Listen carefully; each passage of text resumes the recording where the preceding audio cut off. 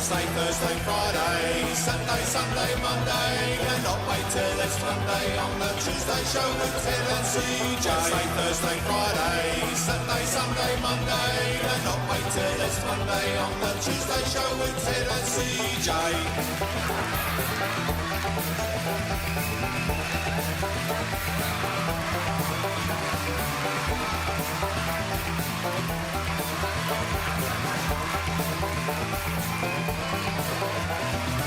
Wednesday, Thursday, Friday, Saturday, Sunday, Monday, and not wait till it's Monday on the Tuesday show with Ted and CJ. Wednesday, Thursday, Friday, Saturday, Sunday, Monday, and not wait till it's Monday on the Tuesday show with Ted and CJ.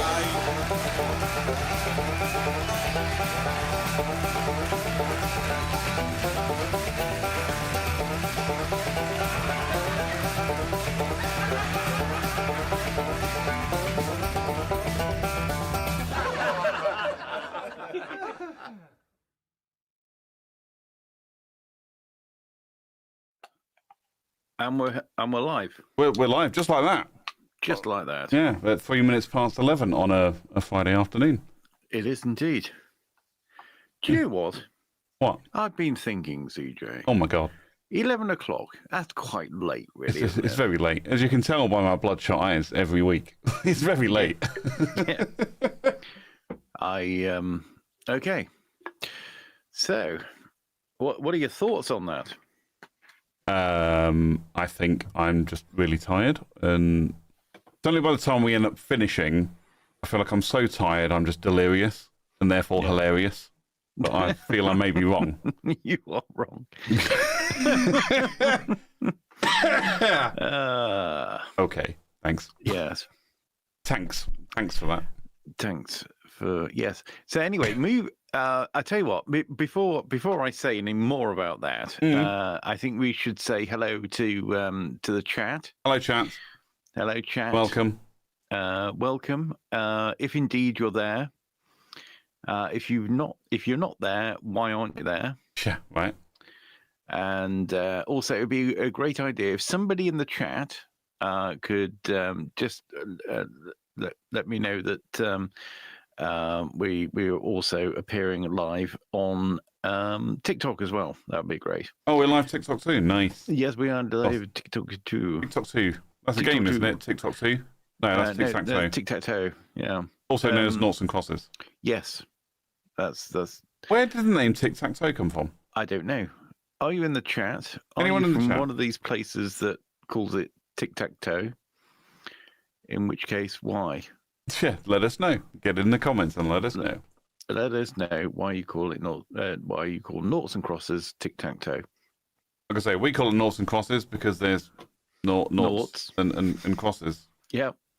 We like to keep things simple here in the UK. That's right. It's like catchphrase. Just say what you see. Say what you see. Oh, two dickheads talking into microphones. Yeah.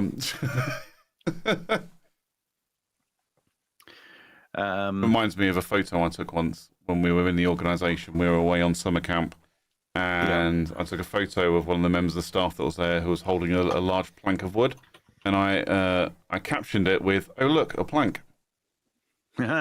And yeah. Anyway, moving on. I remember a photo of you in a captain's hat. Which I don't know if I should say what the caption was. I say captioned Captain Japsai. Back when you were still allowed to say that. Yes. And yet CJ thinks he still is. I'm really not allowed to say that, so I apologise to everyone. But that was the caption at the time. You know, I don't know who took the photo. I do know who took the photo, but I'm not going to say their name on, because no. It's just not fair.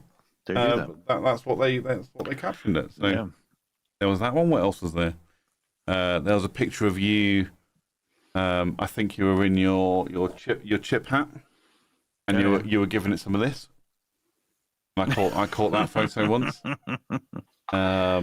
There's one that recurs on Facebook of me in a sentry box with a tin helmet on. Yeah, what a helmet. What a helmet.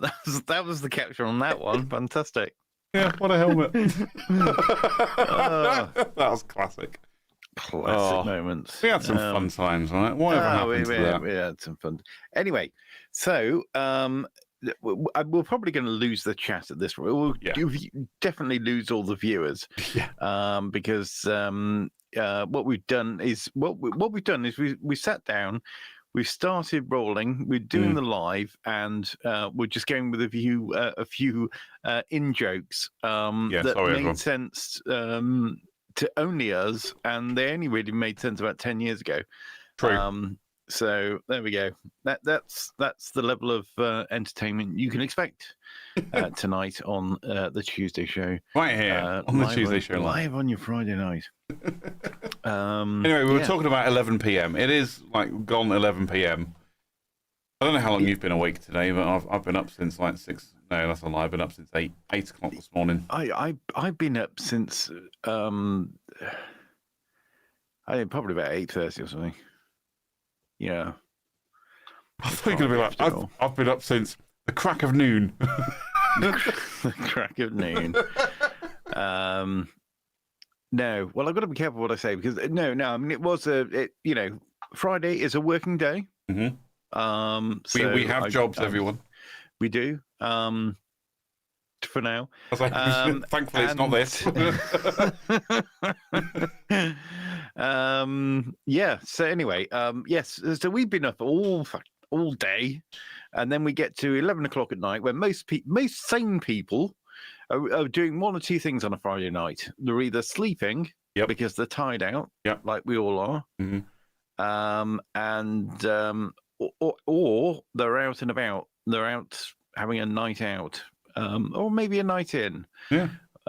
Maybe they're catching a movie, or I don't know, whispering sweet nothings to their cat or something. I don't know. I say they're either catching a movie, catching a date, or just catching flies on the sofa, or catching an STD. So that stands for save the date, everyone. And maybe that. That means that 11 o'clock on a Friday night is probably not the best time to be streaming. No. So we've made an executive decision. A decision executive? Yes. Yes, if you want to be all French about it. Well, that was very illuminating. Yeah. I just realised my lights were really dim. Sorry. Yeah. Much like me. Very dim. Comedy. So, anyway, so we decided to bring it forward. So from this day forward, have we decided that from this day? Well, it'll be from next week. Well, not this day, obviously. Yeah, so it's obviously not from today. It's from next week. from the next day, that well, not tomorrow, obviously, but from the next day that we do the live stream, which will be next Friday, the live stream will begin at 9 p.m. That's 9 p.m. UK time. Just UK time. Yeah, just for clarity there. It's not going to begin at 9 p.m. in Australia time because, yeah. What time would it be in Australia? It depends where you are in Australia. Well, I suppose it does, yeah. Eastern Australia, it will be 7 a.m. our time. No, 11 a.m. our time because they're 10 hours ahead of us. Yeah. Yeah. And then if it's West Australia, it would be 1 p.m. our time. UK time. Okay. Yeah. So yeah, anyway, 9 p.m. UK time, right here on YouTube and TikTok. If you're watching on TikTok, hi. If you're watching on TikTok, is anyone watching on TikTok? Get in the comments and let us know. Get in the comments. Get over to YouTube. Get in the comments and let me know. Yeah. Yeah. Somehow do that, or just, or probably a good idea. DM. We can DM me at Ted James Media. There you go. And let us know. Anyway, so moving swiftly on. So yes, 9 o'clock for the live stream. It's unfortunate though that right below us, right, I was going to say right below our chins, but our chins, actually plural, yeah. So underneath about, I don't know, 6 or 7 chins, you'll see the words that say every Friday at 11 p.m. And that's wrong now. It is wrong now. Yeah, Yeah. pay no attention to what you see. Just pay no attention. Full stop. Don't believe your lying eyes, because the truth of the matter is we will be streaming at 9 p.m. Next Friday and every Friday after that until the end of time. Yeah, sure. So that's the housekeeping sorted. Yeah. How are you doing, CJ? Well, I'm quite tired, as you can tell by my bloodshot eyes at 11 p.m. on a Friday night. Yeah. Oh, I'm doing well. Everything's good. Everything is awesome. I found it to be a very tiring week, and I don't know whether it's me or whether it's just the week or what's happening. But yeah, I'm just jolly exhausted. I'm just jolly exhausted. It's been an exhausting time. It has been a weird week, actually. It's been long. It felt like a long week. Like the time has not passed as quickly as other weeks. But I'm still flabbergasted that next week is the end of February. You know, where I don't know about you, but it's, you know, I hear it all the time, especially during January. Everyone's like, "Oh, January is the longest month. It drags on and blah blah blah blah blah." Literally, I blinked and January was gone, and I was like, "Holy shit, we're in February." And now I'm like, "Holy shit, next Saturday is March." Yeah, literally in 8 days' time, it's going to be March. Well, yes. Well, this is the thing. I mean, I was thinking to myself, well, earlier on today, I was thinking, well, I mean, we're getting close to mid-February, but then of course, last week's show was the Valentine's Day special, and literal mid-February. Yeah, the VD special, and I thought, well, crikey, well that's midway through, and then we're a week on from there now. Yeah. Madness. Do you know what? It'll be 25, 26. It's like, oh yeah, we're just going to leap forwards about 500 years.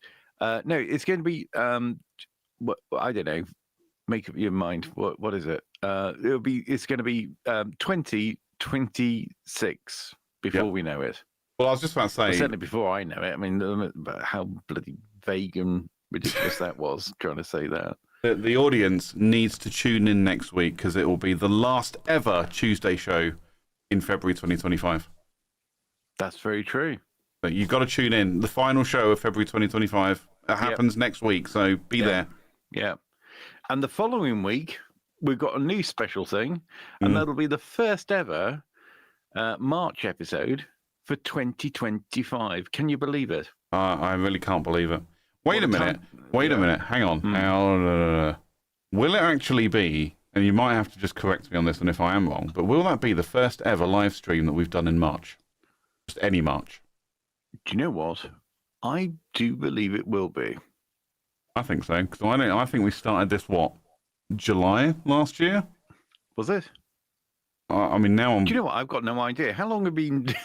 too long. Well, I was going to say, now I'm just like, right, I need to go and find out. I need to go find out for sure. So yeah, you find out for sure. Well, the thing is, do you know what? For quite a long time, what we did with the different series or seasons of the Tuesday show was they tended to begin at the beginning of the year. And then last until we were exhausted. So freaking tired, and then start again. You see, because what we would do, by the way, check it out on this channel.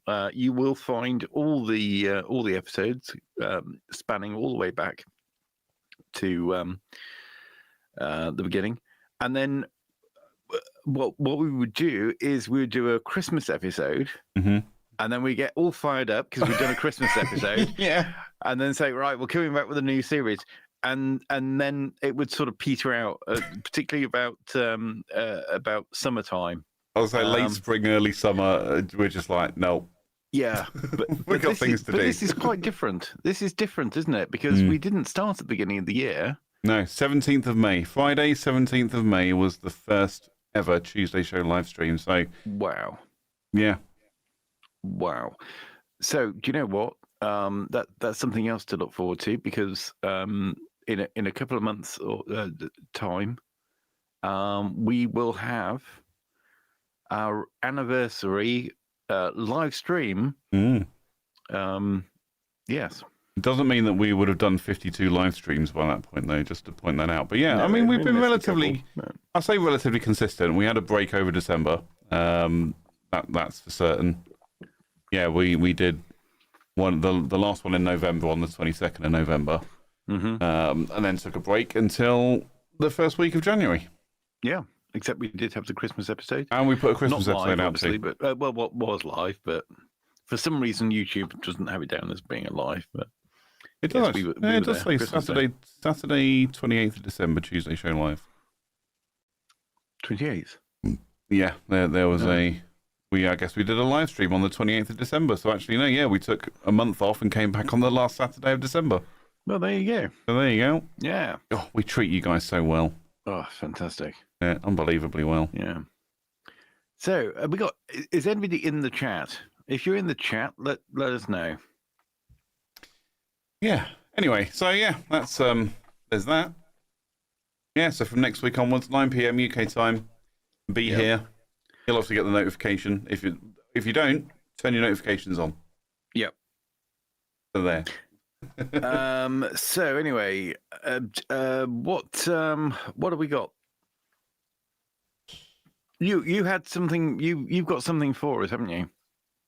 Sure. Yes, because I was completely prepared for that. And well, no, sorry, I was, but I just didn't know where you wanted to sort of kick off from. But I had a bit of a feeling that you wanted to okay to do something. All right, nice drop there. Yeah, nice drop.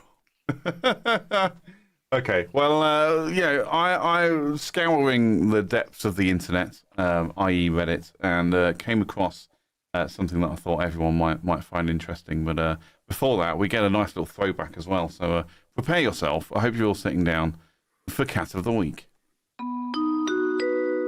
Cat of the Week. Meow meow.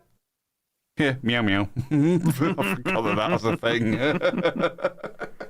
Anyway, I found a Cat of the Week, and I'm just going to say that it wins, just hands down. Cat of the Week. And all we got to do is give them a name. Give them a name. I've got a name. Yeah. Ted. No, I've got a name for that cat. Go for it. Battenberg. See, I was thinking exactly the same thing. Yeah. Battenberg. Looks like the old Battenberg cake. For those that don't know, go Google it. Battenberg cake. Yeah. Yeah. So, however, I thought we'd also have a look at some of the. I know. I'm thinking of other names based on that. Oh, go on then. Go on. I've got a better name for that cat. Mm-hmm. Mountbatten. Oh, okay. Yeah. All right. Yeah. A nice play on that. Yeah. That's good. Yeah. Why not just go Philip Mountbatten? Yeah. Absolutely. I mean, Anyway, I feel like Philip really suits that cat actually. I don't know. Philip. Having never spent any real amount of time calling cats to me, I don't know if Philip works. No. Yeah. I don't know. Philip's a funny name, isn't it? What about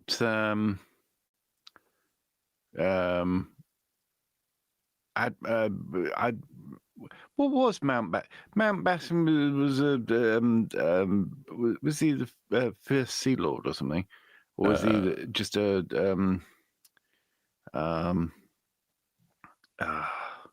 what was it? I am making you rack admiral. your brain today. Yeah. I haven't got the capacity for that. Okay, fine. But anyway, it's a nice looking cat. And what did the internet suggest? So the internet has made some suggestions. So we've got chess. Someone else thinking chess as well. Someone who thinks we should name it a photograph or screenshot. Too bad this cat already has it. Yeah, okay. Domino. I'm not sure about it because Domino. Yeah, no, Domino doesn't work. Domino does not work. It does not work unless he likes pizza. Maybe, yeah. Yeah, that's funny. I was going to say Domino. What else we got? checkers. Do these people not know what dominoes are? Apparently not. No. Apparently not. Mm. We got checkers. Yeah. See, I was thinking checker or check off or because it's check pattern or plaid. No, I'm not going to go plaid, but No. Color blocks is a terrible name. Do you call it Chester, short for checkers? Minecraft. Minecraft, yeah. Harvey. Meowcraft. Oh, we got Harvey now for comic book fans. Harvey Dent, as in Harvey Two-Face from the Batman comics. Okay. I think that works because he's got a bit of a Two-Face thing going on. Mm-hmm. Kind of cool, yeah. I like that one. I had a cat called Chester. Yeah. Mm. Tell me more. He had one eye. Oh. Yeah. I had a one-eyed cat called Chester. He was lovely. He was ginger though. He didn't have like a crisscross thing going on. Oh, okay. Fair enough. Yeah. I'm ginger. In case you weren't sure. Yeah. But you're not a cat, and you have both eyes. Correct. Yeah. So someone else has suggested Battenberg. Yeah. Or Bergie for short. Bergie. Yeah, I'm not sure about that. Or Batty. Batty. Yeah, Batty Battenberg. Batty cat. Batty cat. Bat cat. Yeah, see, now we're Batman. just straight into Batcat.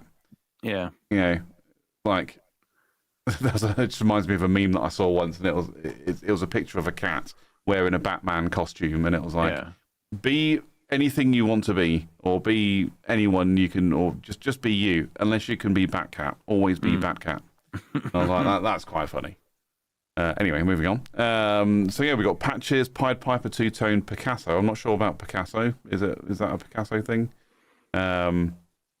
Patches, Picasso.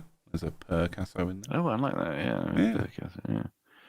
You wouldn't call it that though. No. Well, again, you can call a cat whatever the hell you want. You can do, but the reality of the situation is, you call a cat something, you think that, well, that's an amusing name, or that's a nice name, and then you end up calling it something different anyway, because it ends up with nicknames. Because really, it doesn't matter that much, does it? Because then what was the last one we had? Picasso. Picasso. Then it would just be like Catty, and then or Cassie, or I don't know, whatever, something like that. Yeah, I mean, Catty works. Again, you can call a name. You can call a name whatever. You can call a cat whatever name you want, because it's still going to ignore you. Well, that's true. It's still going to pay no attention to you unless it's cold or it wants food. Yeah, they don't. They don't answer to anything. Anyway, the answer to your voice. They might answer to your voice because they think, that's that sound that follows. That's that sound that comes before some food. I'll say that's the old ringing the bell thing. Ring the bell, give the cat some food, and away you go. I can't remember who did that. Whoever it was. But yeah, it's the same thing. Yeah, they get used to your voice and they associate your voice with food. Yeah. Wasn't that a dog? Pavlov's dog. Oh, maybe it was Pavlov's It was dog. Schrodinger's cat. Right, Schrodinger's cat. That's Schrodinger. Schrodinger. Schrodinger. I think it's Schrodinger, wasn't it? Schrodinger. Right, God, fucking hell.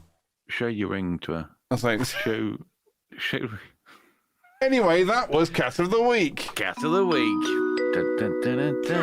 Cat of the Week. Meow meow.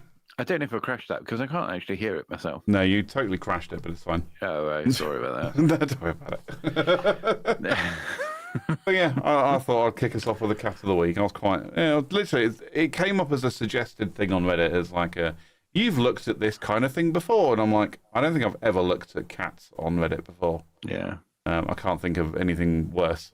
Well, actually, no, I can't. But it's just not what I go to Reddit for. No, I go to Reddit for, am I the arsehole? Am I overreacting? And some mildly infuriating and/or interesting things. Yes, you are the arse. Oh, I see what you mean. Yes. Do you know? I've got whilst we're on the subject of Reddit. Yeah.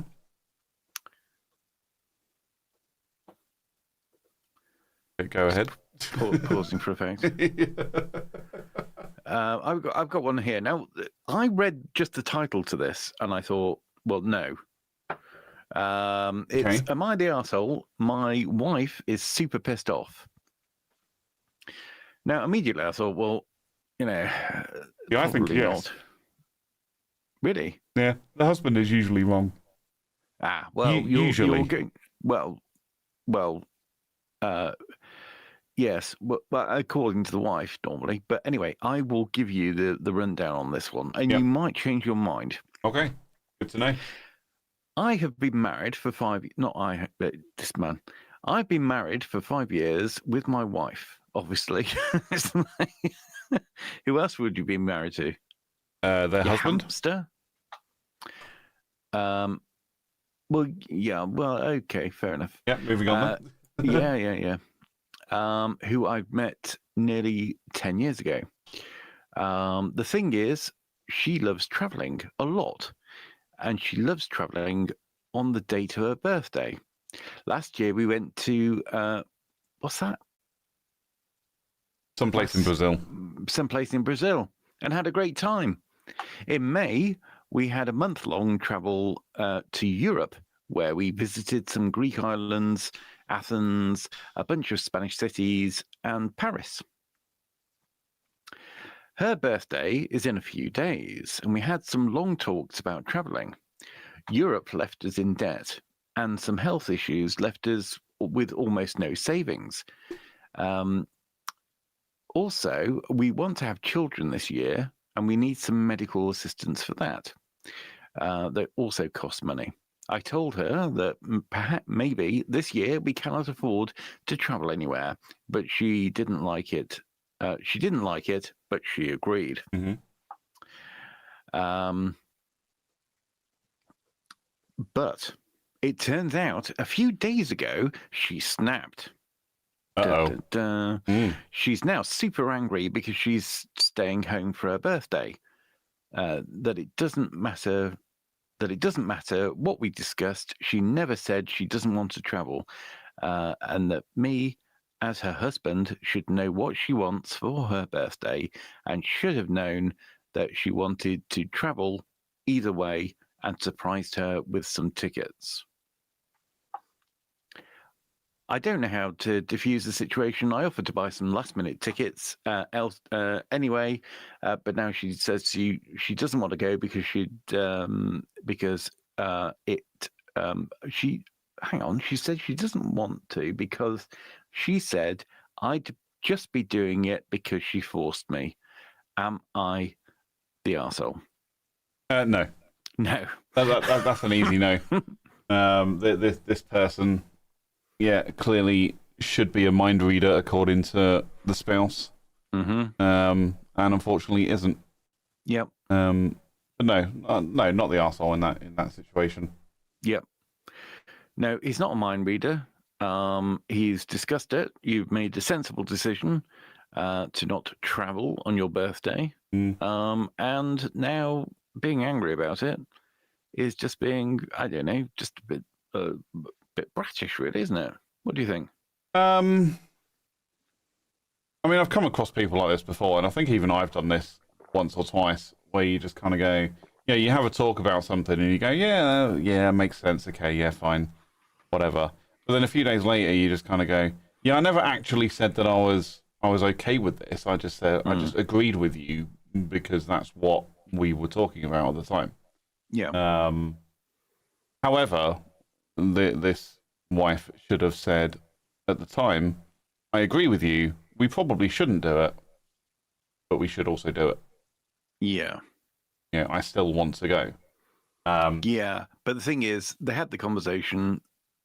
She said, no, that's fine, because the alternative was to say, well, I mean, the thing is, what she wants is she wants to agree with him in the conversation and then for him to surprise her with the opposite of the conversation that they had. What she should have said was, yes, I know it's very important to both of us that we have children, and we're probably paying a lot of money for IVF, and we currently haven't got much in the way of savings.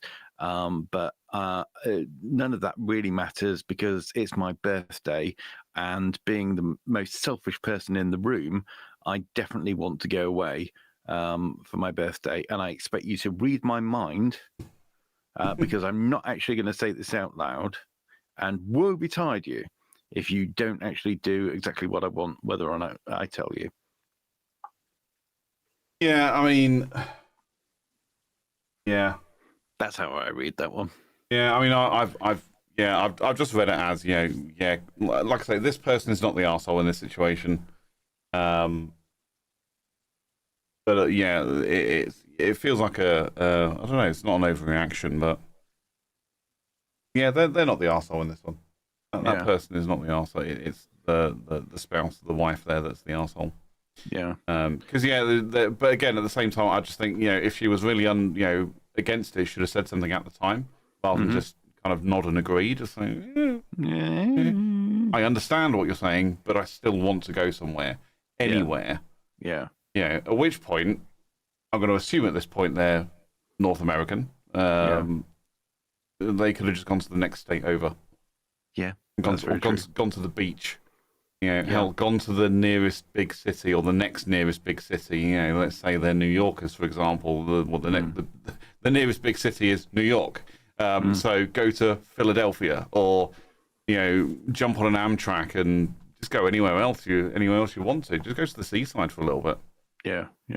But you got to say something. Partners, spouses, husbands. We're not actually. Human beings are not mind readers. We're not very good at that. If you want something, you got to tell us. Yeah. But yeah. Also, can I just say, she, like many other people, talk about traveling. Well, they're not. They don't like traveling. They're not out there discovering new worlds. She likes going on holiday. She likes going on holiday. Just say what it is. Don't give me all this traveling nonsense. I don't know. I don't think I understand the difference that you're seeing. Traveling. Excuse me. Sorry. When I say traveling, it's usually for work. I'm not going on holiday. But also, if I'm going on holiday, I also say I'm traveling. I then kind of follow it up with I'm traveling to America on holiday. I don't know. I have no idea. But yeah, that's an interesting one, and like I say, I think the person, the original poster there. You notice how I'm trying to avoid saying it's a him, because it could still be a her that's the original poster.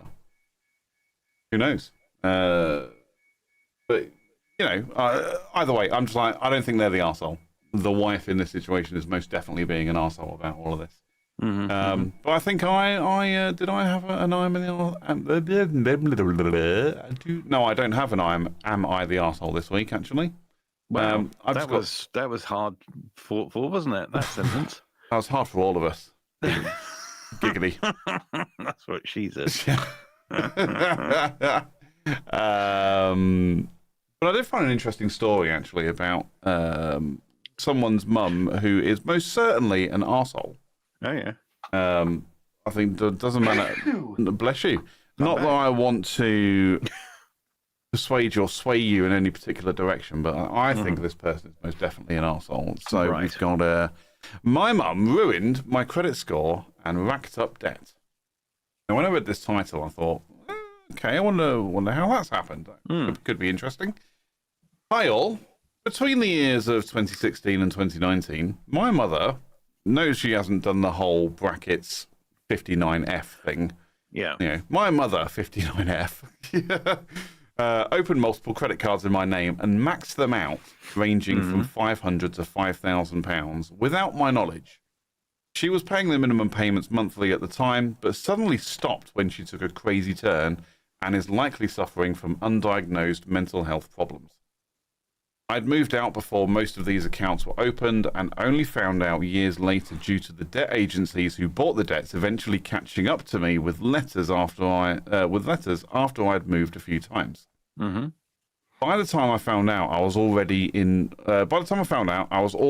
deep and my credit score had been ruined, and I was faced with the dilemma of report these accounts as fraud and possibly getting my unwell mother in trouble or paying them off myself, brackets not an option, or ignore them and hope they go away, brackets the silly option. Yeah. But that silly option was the one I took.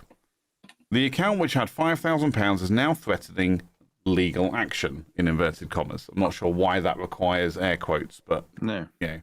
It's now threatening legal action on me and myself with a new family and already bad credit. I can't afford to get a CCJ and sent me even further away from being able to buy a house or a car.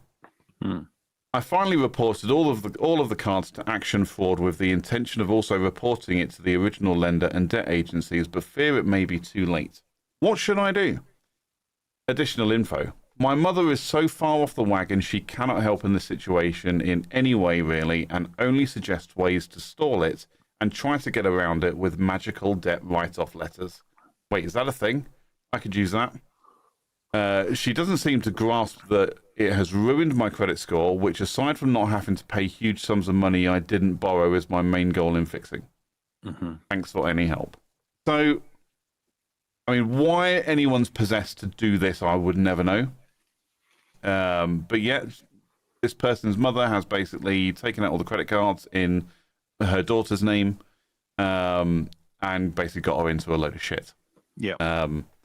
I understand the dilemma. I mean, from the outside looking in, I'm going, yeah, I'd absolutely report that as fraud. But then mother is going to get thrown in prison for a little while for fraud, or certainly get into a lot of trouble, which isn't going to help matters. But then again, they could possibly get away with a mental health case, depending on how serious it is. But, I thought this was an interesting one. It's not meant as an am I the arsehole or mildly interesting or whatever. It comes under, as you can see, well, maybe you can see, it's very small. That's what she said. It does say, / UK personal finance. But yeah, it's a really interesting dilemma, and I thought it would be a nice one to talk about. I don't know. What are your thoughts, Ted? Throw her in jail? throw the book at her. Yeah. No, that's not good. I mean, there should be a way of explaining the situation. Yeah. And sort of sorting it out. But you know what? I mean, there are worse things that happen at sea. Worse things happen at sea. Yeah. That's what I'm told. Which makes me think two things. One, I certainly don't want to go to sea. No. And two, well, that's it, really. Don't go to sea. And worse things happen at sea. And yes, that's a tricky situation. And you probably don't want to shop your mother to the authorities or whatever it may be. And maybe the damage is done. So we just have to work with that, I guess. Yeah. I've got no advice to give on that. No, it's a tough one. You can try and explain it away, but the fact is, someone's going to have to pay that money back, or someone's going to prison. Yeah, someone's going to prison for fraud. Someone is going to have a CCJ slapped on them. For those outside the UK, a CCJ is a county court judgment. It basically lives on your credit file for 6 years. Yep. Which means you can't get any form of credit for 6 years. You can't even take out a mobile phone contract, like an airtime contract, because you've got a CCJ. That's it. It depends how much it's for and whatnot. But yeah, it does screw you over though. Well, yeah, I mean it does. I mean, it does have a pretty bad effect. But it's not for 6 years. It's for 6 years from the point at which it's actually paid off. So it's not as though 6 years down the line you're fine. Well, no, 6 years after it's actually been dealt with. Yeah. So yeah, it's that really sucks. I don't know what the correct answer is on that one. I would be doing my best to work with, if that was me in that position, work with my mum and the creditors, so they can understand what the issue is. If we needed a mental health assessment to use that as a reason to write off some of the debt, then sure, we'll have to do that. But I'd be adamant to make everybody know that that's not my fault. I didn't do that. Yeah, that there has been fraud on my account. But at the same time, trying to protect my family member at the same time. Yeah. Yeah, it's a tricky one, that's for sure. Mm. Look at that financial advice from CJ and Z on the Tuesday. Yes. I don't know if it was really advice. It was like, oh, I don't know what you do. Worst things happen at sea. Yes. I mean, when it comes to advice, it wasn't great, was it? No. Like, okay, here's some advice: don't spend more money than you've got, Right. and taxes theft. There we go. That's my advice. Theft. Yeah. Okay. Okay. I'll tell you what. Here's another one. This was an interesting one with an odd title. I felt I need to read this. Right. Yeah. Am I the arsehole for ruining a child's life? Ruined. Ruined. Ruined. Ruining a child's life. Today, this could be a bit of a tongue twister anyway. Today I started talking to an American mother whilst in A&E. Her child was interested in the artwork I have on my leather jacket, as it's pretty colourful. It was odd. Anyway, the mother mentioned that her daughter's name was Grain. So I assumed for a while that she was another mother who wanted something special to call her child. I remarked that it was a unique name, and I'd never met anyone called Grain before. She told me that she's named after her great-grandmother and that it's an Irish name.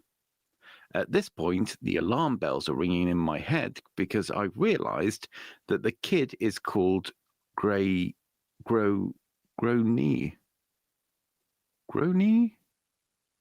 Generally pronounced Gronia. Gronia. Irish names are funny. Yeah, they are. Or can be. Yeah, they can be, definitely. I know somebody called Aoife, but it's not spelt how you'd pronounce it phonetically. It's like Aoife or something. It's pronounced Aoife. Yeah. Yeah, there's some weird ones out there. To be sure. To be sure, there are. So generally pronounced as Gronia or thereabouts. There we go. Yeah, something like that. Something like that. I tried to be very tactful, and I was like, Irish has such an interesting alphabet. How is her name spelled? Irish names can be tricky. The kid is called Grey. Oh, what is it? Grow. It's Gronia. Grainne. Yeah. I mean, that it says grain. Yeah. So anyway, the kid is called Gronia, not Grain. My partner, who has studied Ireland's political history as part of their dissertation, and also the Irish diaspora and its culture around their university city, is struck somewhere between stifling a laugh and dying of embarrassment on her behalf. So I come up with what I thought was a very positive reply. I said, an old school name and a more modern pronunciation. I think that's a great way to pick names. I would like to point out that I do not think the name Grain for a child, nor do I think that the punctuation was butchered, nor do I like the way the punctuation was butchered. Pronunciation. Yes. I feel like today, Ted, you're struggling with English, let alone Irish.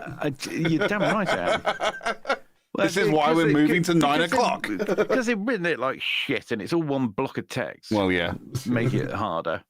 Giggly. But I was trying to be tactful and positive. She said what I meant, and she said what I meant. See, this is nonsense. This is being badly written. Yeah. Okay, listeners, this has been badly written, and it's not my fault. She asked what I meant. Oh, no, that's what I just said. No, that's what she said. And I said, This is why we're moving to 9 o'clock. anyway, I said, well, in Ireland, they typically pronounce it Grony.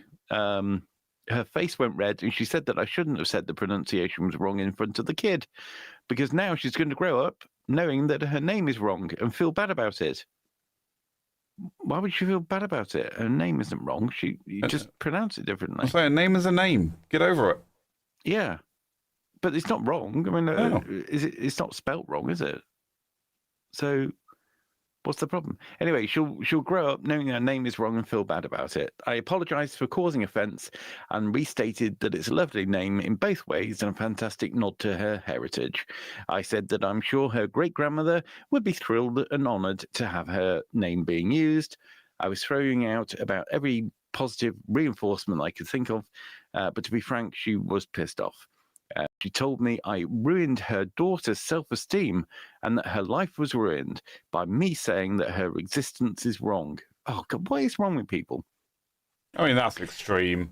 But this happens a lot, and people boil everything down to, well, you disagree with me, therefore you think I should be, imprisoned or unalived or whatever. Unalived. Yeah. But that's it, isn't it? It's like, no, I disagree with that point. In fact, I think the opposite. What? You want me dead then? No. Did I say that? No, I did not. That? Anyway, I didn't say that, by the way. I said her name was pronounced atypically. Groneen, for context, was around 2 years old and completely unbothered by the conversation until her mother got angry at me. She was just looking at the pictures on my jacket. The conversation was maybe 5 minutes long, but I managed to ruin this kid's life. Hindsight says I should have kept my mouth shut and waited for somebody else in the city to say something. So, am I the arsehole? This is why I don't talk to strangers. Forget about the whole stranger danger nonsense. I don't talk to people I don't know because of this. Because it's so easy to just offend someone. Look at them, just glance over and give them what's up. They're offended. I just said, what's up? That's it. Well, even if they're not offended, or nothing. Or nothing at all, or you make a joke, or, particularly if you've got kind of dry humor and they're an idiot, because they'll just like, you just said something weird. Like, and no, they're you're an just idiot. so stupid, you haven't understood what I said, and it was hilarious. And, you're going to wake up at 3 o'clock in the morning, roaring with laughter, and, wishing you were a bit quicker on the draw, because then you could have shared in the joke at that particular time, or more likely you just think I'm a weirdo. The bit I really don't get with a lot of people, it's so easy for people's days to be ruined by something so simple. Like this parent oh, excuse me. This parent has two options in front of them. Yeah. This, where you fly off the handle, you've ruined my daughter's life. She's 2, dude. She's going to forget about this by the time you get home. Yeah.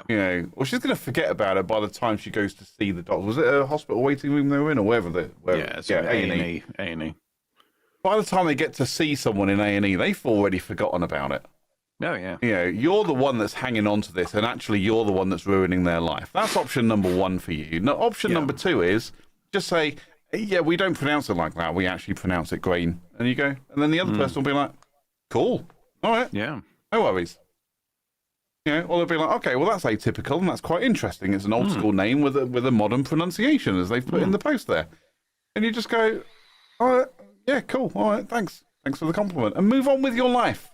Yeah. You are likely never going to see this person again, so why have you just let it ruin your day, your daughter's day, and now his day as well? Yeah. Or that person, I don't know if it was a him or her, but the person with the jacket, you've ruined their day too. Yeah. all because they just commented and said, "Oh, that's interesting. Yeah, it's atypical." Yeah. Cool. I saw quite a good video actually the other day. I'm not going to do it justice, but basically there was a guy and he's walking along the road, and then a car goes past and splashes him with a puddle. Mm. And he goes, "Oh no, look, ruined." And then there's another guy who got splashed at the same time, who's just sat in a deck chair going, "Yeah, well, it's okay." And he goes, "Why aren't you annoyed about this?" And he goes, "Well, why should I be annoyed about it? You know, it's just part of life." It's water. And then he says, "I tell you what, if I what was it? It was something like, oh, if I gave you $100 and then I took back $90, would you go, oh, I've only got $10 and rip it up and throw it away?" Right? Yeah, exactly. So I would not be like, "Oh, I've got $10. Exactly. I'm a little annoyed that you gave me 100 and then took 90 back of it, or Yeah. 90 of it back. But I'd be like, Yeah. "Oh, I've still got $10 though. Thanks, appreciate you." That's right. But this is actually might have been the other way. It's like, here's $100. I'm going to take $10. Well, you're not going to take the rest of your money and rip it up and throw it away. No. Because you haven't got that small fraction. Well, guess what? That small thing has happened to you that day. Don't ruin your entire day over that small thing. Mhm. Yeah, just let it wash over you. Yeah, All right, very, very wise words. yeah. That's Yeah, It happens all the time. People let small things ruin their day, and you just go, "Well, why?" mm. I mean, I try not to even let big things ruin my day, because I don't want my day to be ruined. And I've got two choices. I can either be really pissed about it and let it ruin my day, or I can just let it roll off and carry on with my life. I would not. You know, the most tragic, calamitous bollocks. I won't let ruin my day because. Well, it might ruin my day, but you know, I'll just okay, fine. That's happened. Can I deal with? Can I do anything about it, or no? Well, if I can do something about it, I'll do something about it. If I can't do anything about it, kind of just I'll have to get over it. That's it, and that's what I try and do. I just go, "Can I fix this? No. Okay, move on. Just get on with my life." Yeah. You know, can I fix it? Yes, I can. Well, actually, there's positive. Why? I still won't let it ruin my day because I'm going to go and fix it. Yeah. Yeah, I'll make it better. Yeah.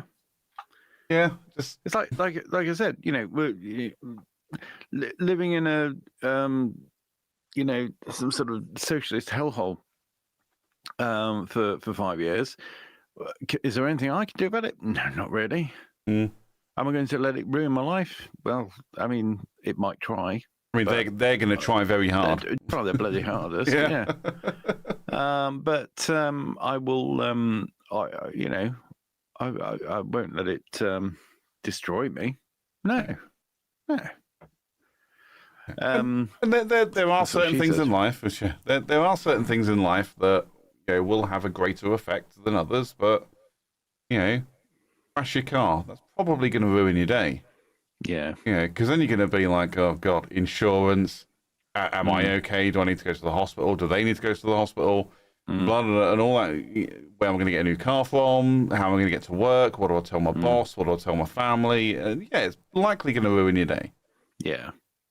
But so someone mispronounced your daughter's name because they assumed. Okay, maybe the person shouldn't have assumed or really said anything, but they were just making conversation. Yeah, just making conversation. The woman was an arsehole, not the person who said it. Yeah, the chat's popping off, Ted. Chat is popping off. Popping off, yeah. crikey. With Bex. Hi, Bex. Welcome back. The child definitely would not have understood what was going on and will definitely not remember it. Exactly. As the person said, they're just too busy looking at pictures on the jacket. They don't give a monkeys what's going on. Yeah. It's not like this person is directly talking to the kid and going, your parents have mispronounced your name for the last 2 years. You're going to regret this for the rest of your life. Because even then the kid's going to be like, okay. And they're just going to carry on and live their life. Don't give a monkeys. Anyway. Well, I mean, children can remember things and dwell on things for years to come. You know, I mean, there's still things that I think about that, you know, were, you know, might have been said, which were of no interest. I mean, it was only a very small part of somebody else's day, but it might be a very big part of a small child's day. Because their days are very long. Are they? Our days aren't. Our days just go, you know, our years go as fast as their days. Oh, yeah. It's ridiculous. Blinking, it's the end of February. Yeah. But no, I mean, that's not going to happen. She wasn't even talking to the child. She was talking to the idiot mother who can't pronounce her own child's name. Yeah, exactly. Yeah. Yeah. Terrible. Yeah. But no, she didn't ruin a child's life. No. Definitely not the arsehole in this scenario, I don't think. Yeah, that was good. Anyway, I found something mildly interesting on Reddit. Did you? I did, and I feel like, especially now, or maybe not right now, maybe a couple of months ago, it would have been even more really interesting. What a build-up! I know. I can see you in suspense, Ted. You're on the edge of your. I'm right here in suspenders. Yeah, waiting. And someone who was cleaning behind their radiators when a Nazi medal fell out. Good God. I was like, that's interesting. I wonder how that got there, why it was there. I mean, unfortunately, it doesn't look like there's any story here. Yeah. It says there was a Jewish family at one point. So, yeah, the metal part looks like a War Merit Medal, though the ribbon looks more like that of an East Front Medal. How long have you been living in the house? Any idea who lived there previously? My best guess would be that this was a war booty brought back by a World War II GI. But there could have been a huge range of backstories for it. It just says, yeah, there was a Jewish family at one point. I mean, wow, what a story. Yeah. There was a Jewish family at one point. Yeah. Any indication of where this might be? It doesn't say. No, it doesn't say. It could be in Germany. It could actually be in Germany. You know, I mean, I'm guessing based on it's written in English, probably not. Yeah. I was just opening. I was just clearing out my grandfather's things, and this Iron Cross came out. I was just cleaning behind the radiators in the World War II bunker, and and a Nazi war medal fell out the back. Yeah, I was I was just polishing my my Nazi memorabilia and my false moustache fell out. False moustache fell out. Oh, there are certainly Jews who collect Nazi historical artifacts, or it could be something with a more personal history. It's a civilian award, primarily given for exceeding production quotas, so it might have been given some sort of memento from someone who harboured or helped Jews escape, or even received by a farmer or factory worker who helped manage to keep his Jewish ancestry secret, which is also possible. The ribbon is the real curious part. The East Front Medal was a military decoration, so the question is whether someone who found both just put them together unknowingly. GIs were known to barter for any souvenir with a swastika on it, so it was put together as a barter item? Question mark. You've got quite a detective project on your hands. I have a feeling it was a piece put together by some antiques trader, and the reason it's in the house is someone bought it in the 90s. Again, quite possibly. But again, we've got no context as to how old the house is, who the person is, where they are, etc. I mean, I'm guessing they haven't actually said how long they lived there. If you've only just moved in, or you've only lived there for a few months and you've decided to clean behind the radiators, yeah, okay, that makes sense. If you've been living there for years and have never cleaned behind the radiators, I mean, unless it was like absolutely, completely like really lodged in there, and your standard tickling with a feather duster hasn't moved it. Yeah. Yeah, I don't know. I mean, I don't think central heating was really that much of a thing in the, sort of mid to late 30s, was it? No, well, that's No. what it's going to be a modernish, but Yeah. what? Let's say for argument's sake, the house was built in. Well, the house could be a wartime, war era house, and the central heating is retrofitted. Yeah, it could be. Yeah. Yeah, but even then, why would it be behind the radiator? Yeah. Anyway, The walls behind the radiator. exactly. Yeah, Yeah. that's true. Yeah. And Anne Frank was in the walls. No, she was in the loft. Loft, yeah. Yeah, she was elevated to lofty heights. Yeah. I'll get my coat. See you.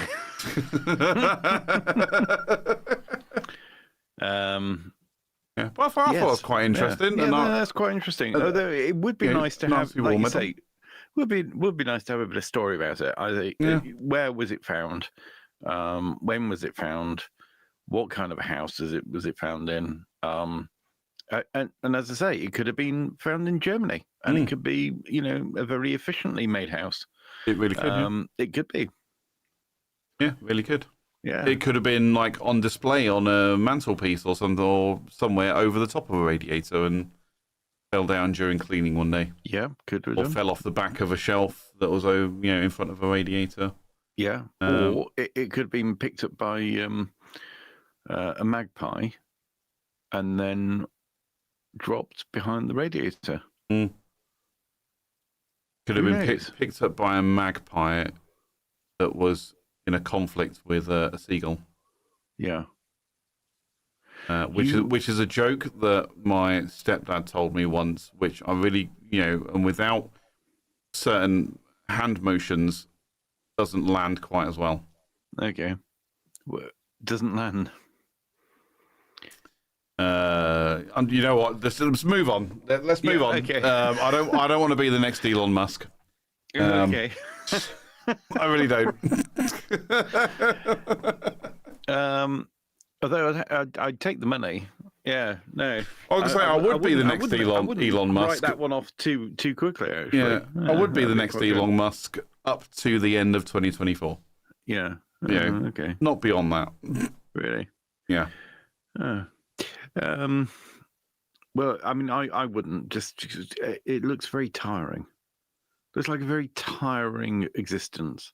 Mm. I can't be doing with that. The man's worth Right. billions. I know. Billions. Richest man in the world. Do you know? I'd go for $1 billion and then go, right, I'll retire now. Right? You'd just be like, Yeah. I think I'm done. Yeah. Then again, what do people with money and power want? More money and power. Hmm.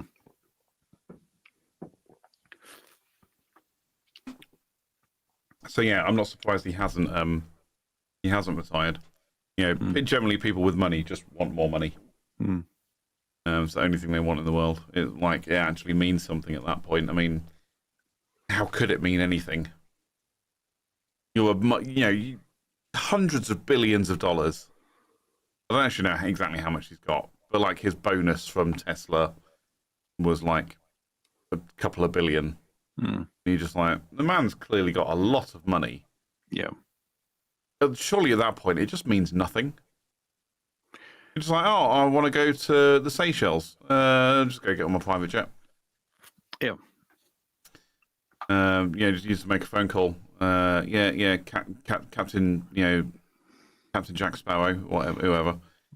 Get the jet ready. I'm on my way. Where are we going? Seychelles. All right, I'll sort the flight plan out. Well, I was talking. I was listening to. Joe Rogan, and he was talking to somebody about Mark Zuckerberg. Yeah. And he said, because he's so rich, he's like, I think he was talking about a watch or something that he's got, like really expensive watch. Right. Saying, well, yeah, but the thing is, when you got all that money, like everything's basically free. Yeah, I was like, everything you is don't dirt have cheap. to worry about any cost of anything anymore. I mean, surely you just get to a point where the only way to feel like you actually are spending money is to just buy, a $5 million mansion Mm. in the middle of fucking nowhere, or just be like Richard Branson, just buy an island. Mm. It's the only way to feel like you're actually spending anything. Because the rest of it is so small fry. You know, put £1 billion in your bank account, and you go and buy a house. You know, you just go, okay, well, there's 999,900 and something thousand. You're just like, it makes no difference. Yeah. To spend £1 million or to spend £100 million, you know, to get that 9 down to an 8, you gotta fucking spend like a madman. Oh You yeah. know, you're buying all the cocaine in Brazil at this point. Well, the you thing know. is, by the time you've gone out and spent it, you'll have gained more in interest The interest accrued than you'll have managed to spend. Yeah. That's even if you go out every day and buy a house. Yeah. Yes. You'll never run out of money. No, I've always thought that, like, if I ever hit that massive jackpot on the Euro Millions, you know, £100 million or whatever, I'd be like, I think I'd be quite hard pressed to spend it. I don't want an island. You know, yes, I want a big house, but I don't need a massive mansion. I don't need a palace. You know, I just want a nice big house. I actually saw a really nice house not far from where I live. It was on the market for like £750,000. Yeah. And I'm like, if I've got £100 million and I spend £750,000, not even 1% of what I have,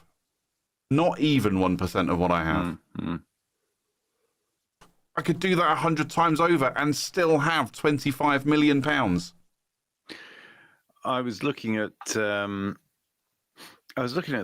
quite nice stately homes for sale. Yeah. And there's a really nice one for 18 million. Okay. And you know what?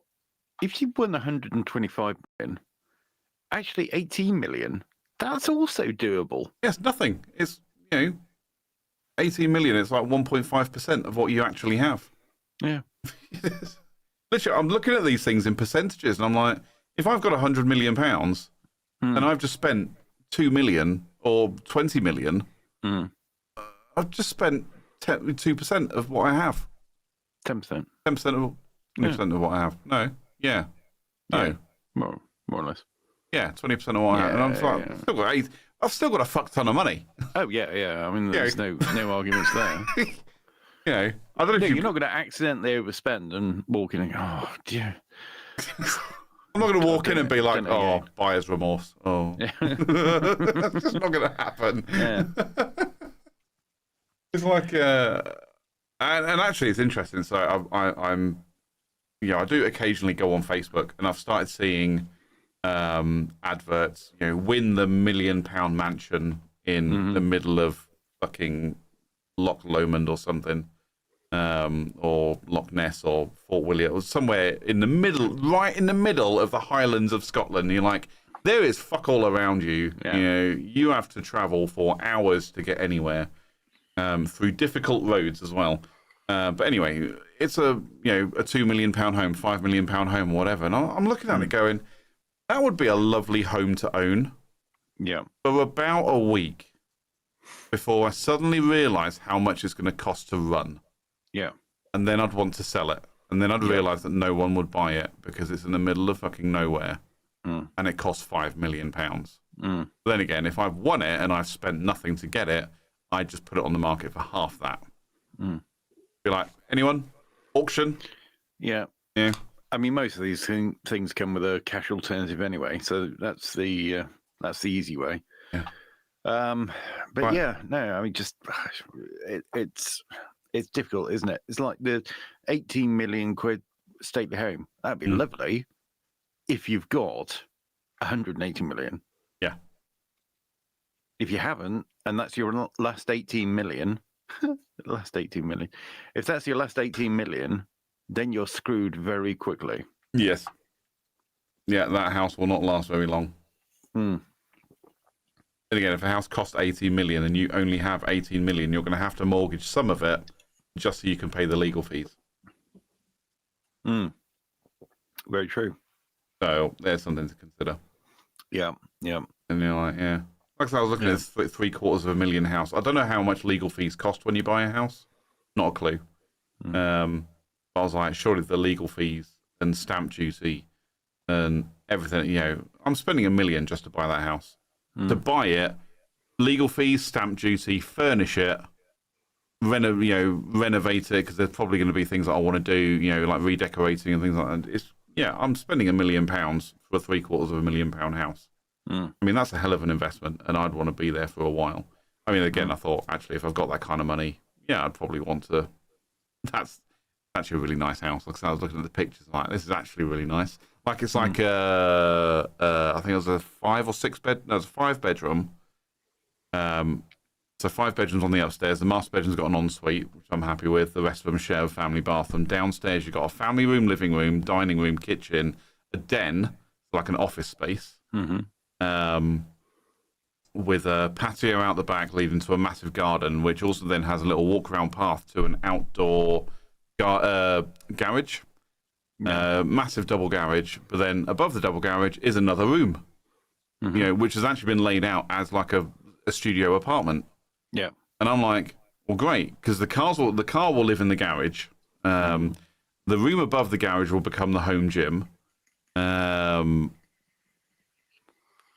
of the bedrooms will become a gaming room. The den can actually just be my office. It can just have a laptop in there, and I'll go on there occasionally to look at some adult content or whatever. And I could happily fill out the rest of the house with shit, because that's just that's what people do. When they get more space, they fill it with shit.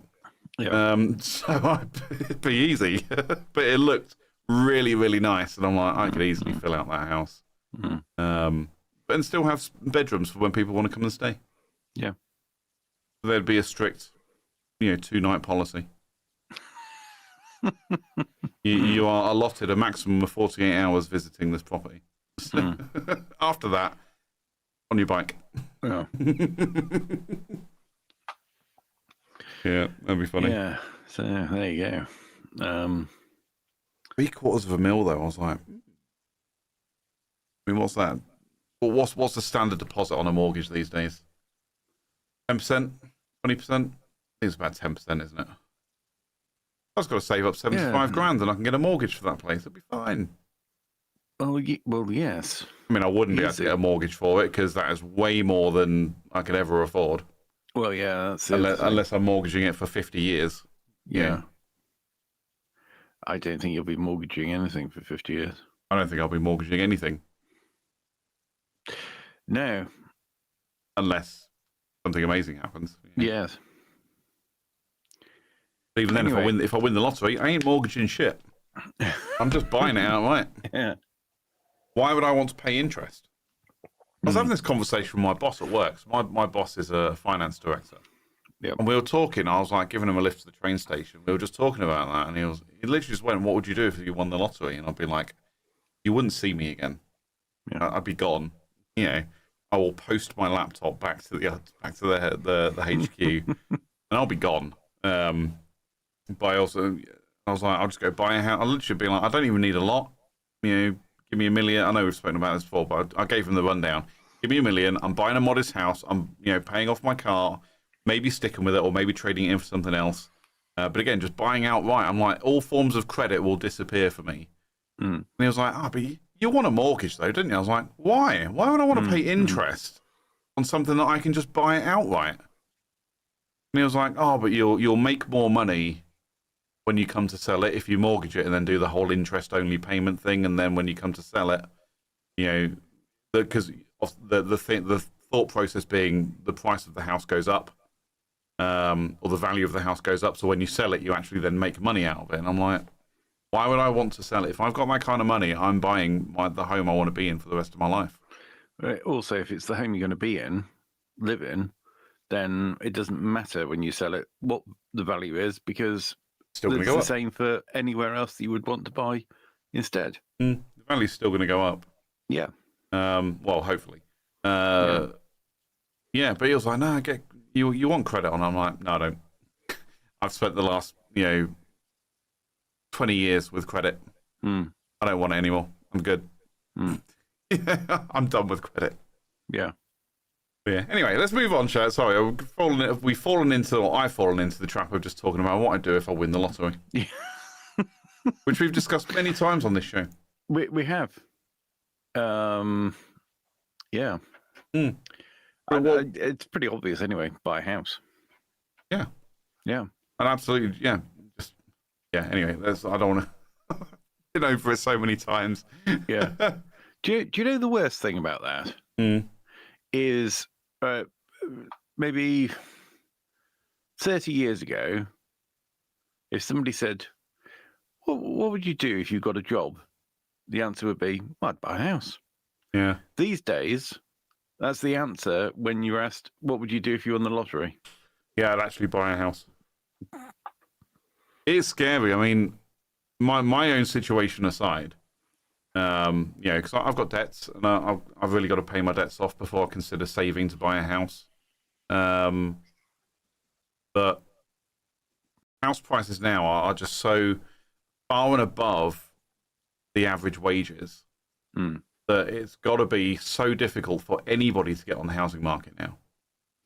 Like, unless you do a shared ownership deal just so you can get onto the property ladder, you've got somewhere to start. I mean, I was looking at a shared ownership place the other day. Nice enough looking house. But again, you're talking, I'm going to get, that's 25% ownership. So I have to pay the 25% mortgage, which granted will be very low because it's 25%. Yeah. But then I've still got to pay rent on top of that. Overinflated cost for that property because the other 75% want to make their money out of it as well. And if I want to do anything to it, I've got to ask their permission because they're the majority owners. Yeah. Yeah. And it's like, what? It sounds like a nightmare. I guess it's probably the best way to get on the property ladder now when you're young. Yeah. If you've only got a few grand behind you and you want to get on the property ladder, you put down a deposit on a shared ownership place. So you're still paying rent, but you're building up that mortgage thing and you're getting used to that. But then hopefully you're then also able to save. So you can put down a deposit for a larger percentage, or you can, it may be, because I know some of them, a friend of mine, he was in the shared ownership for a while. I think he had 25% and he was able to extend that out to 75. And I think the maximum he could get was 95 in the end. But he said, well, rather than doing that, I might as well just go and buy a full house.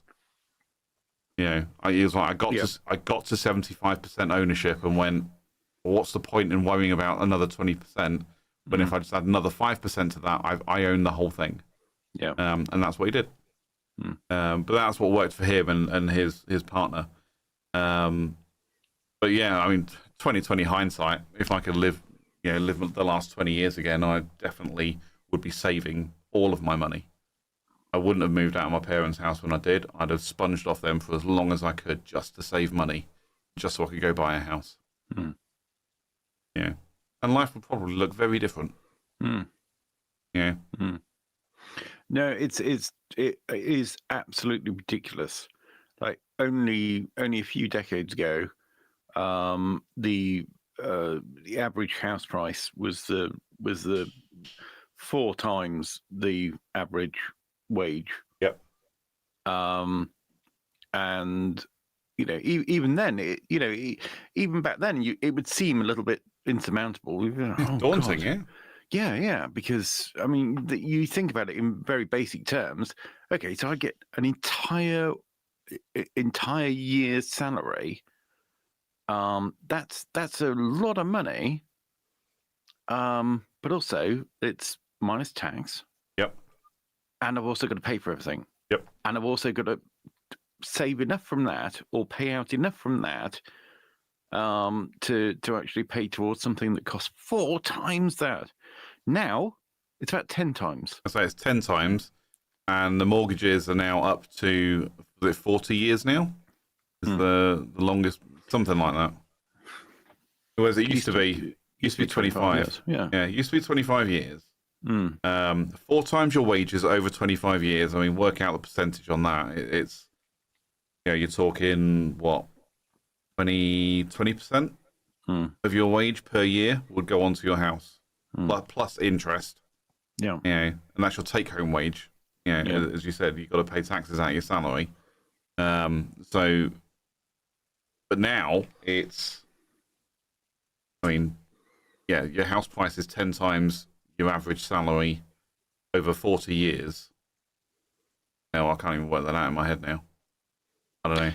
Well, whatever it is, I know that obviously people who own houses and rent them out, they've they paid the deposit, they're taking the risk and all that sort of thing. They've got to deal with everything, but actually, renters are paying as much as somebody would be paying if they had a mortgage, and they've got nothing at the end of it. Mm-hmm. And because they're paying for this ever increasing house prices, they're trapped. The whole thing's a bloody scam. Oh, it is, yeah. Yeah, people are absolutely trapped, earning what they're earning, and that's never going to change. Not in a massive way. The value of the house that they live in, and therefore their rent, is going to increase and continue to increase. Then the cost of living in it, with the utilities, with extra payments for, so that they can build windmills that don't work, and also all the what do you call it, the council tax. Yeah. A lot of which is about redistribution of money rather than actually paying for services. Then you've got your income tax on top of that. You've been more or less screwed at all times. Mm-hmm. And that's before you even spend any of the money that you have left over, which of course is taxed at 20% in most cases. Yep. Yeah, it's not great. It's craziness. It's like you say, if I did this 20 years ago, or if I was thinking about this 20 years ago, yeah, I would have been like, I'm just going to not spend money.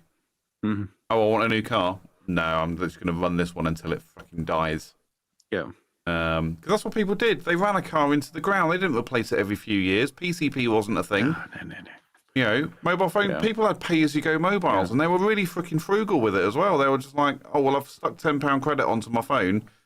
I do not intend to top it up again for another 3 months. Yeah. That £10 credit is going to last me a long fucking time. In some cases, but now everyone's got a contract for their phone, or everyone buys their phone on credit, through your provider or through something, Klarna, everything is available through credit now, and it's like, but the cost of living is crazy. Everything's so damned expensive. I don't understand how anyone's going to get onto the property ladder now, unless, like you say, you're 18 years old, or let's say you've gone to university, you're 21 years old, 22 years old maybe, and you're just like, I'm just going to live with my parents for the next 5-10 years. And I'm literally going to save all my money. But you're not getting onto the property ladder until you hit, you're close to or over 30. Because you have to put back as much money as you can just to make that worthwhile. Yeah. Yeah. And it's crazy to me. Yeah. And the problem is, if just going a bit wider with this, and I'm sure I've probably said to this before, I've certainly said it to you, is if you can't buy a house, or rent a bloody house, but if you can't buy a house, you can't become established. If you can't become established, then you're going to find it harder to start a family. Can't start a family, you leave that too late. You get to the point where you leave it too late. Yep. So you've got no house. You've got a car that you don't own. You've got a house that you don't own. You've got a salary that's not gone up. Mm-hmm. You've got expenses that have gone up. Yep. And you get to die alone. Yep. You basically just described my life. Like 100%. I don't own my house. I don't currently own my car. That is on PCP. I do have a balloon payment option at the end of it, but is that what I want to do? I don't know. I don't know yet. Yeah, like you say, expenses go up. Salaries don't go up in line with the expenses. And I'm going to end up dying on my own. Yeah. Hopefully not. I do want to move to America. But yeah, I'm basically destined to die alone in a house that I don't own. Yeah. Whilst the government logs into your... I saw this today. I got an email from LinkedIn from one of the channels that I follow on there, and it was like, Apple turning off their, was it advanced data protection, is it? ADP, Advanced Data Protection, because the UK government told them to. And Apple have been fighting it for a while. So I don't blame Apple for this one at all, but it does question, do I really want an Apple device anymore? Or do I want Apple devices in my house anymore? I don't know, because if the government... Now, I hope that the government are, obviously go the right way about it, but there's just something in the back of my head that says this is absolutely open for all sorts of abuse by the UK government, and that is that they can basically hack into my iCloud photos now and hack into all of my iCloud data. I'm really not happy about this. You're suspecting the government of not being not playing fairly, you say? Correct. Yeah. That's exactly why I am saying I'm like, because one of the advantages of buying Apple is that you do get this advanced data protection. These privacy things that mean that not even Apple can look at your data. Okay, I don't know how true that really is. I'm not a tech nerd or a complete tech whiz, and I don't understand how it all works, etc. So I don't know how true it really is. Yeah. But they give you, just as well you don't work in IT, isn't it? Right. It's like anything, though. Even the UK government, they say, "Oh no, all your data's protected, and we're not going to do anything wrong." And then next thing you know, they're like, "Oh, wiretapping and all this kind of bullshit that happened." And you're just like. So I don't know how true it actually is and how secure my data actually is, but it's nice to have that reassurance when they do say things like, not even we can access, the makers of your mobile phone and the providers of your service, not even we can see it. And you kind of go, actually, I kind of like that. Not that I'm doing anything nefarious or anything like that, but it's just nice to kind of have that reassurance that, my data is protected. And then the UK government go, yeah, but for national security reasons, we want access to the data. We want you to create a backdoor. Yeah. And you're like, Goody. First of all. Yeah. But you just go, really, government? Okay, if you're sure. But I don't know. It's the government is the less people I would trust with anything. Right. On the basis of being A, incompetent, and B, evil. When you got the mix of those two, definitely there is zero trust as far as I'm concerned. I agree. And the argument's always going to be from the other side, which is, well, hang on a minute, if you've got nothing to hide. It's like, that's not the point. I've got plenty of things to hide. I've got dick pics in my iCloud photos, okay? I don't, who sent them to you? So I don't want to walk down the street butt naked, handing out copies of my bank statements. No, exactly. Right? So that doesn't mean that I've got something to hide. It just means I would like a private... I would like to be able to remain private in some areas. Yeah, I'd like to actually protect my information and be allowed to be anonymous. Yes. In certain scenarios. Now, you go, I get it. There are bad people out there who want to do bad things. And when you provide them with the means to hide who they are, etc., etc., yeah, fine. But when you're basically going, I don't know what the right answer is, though. That's the thing. I don't know what the correct answer is for this.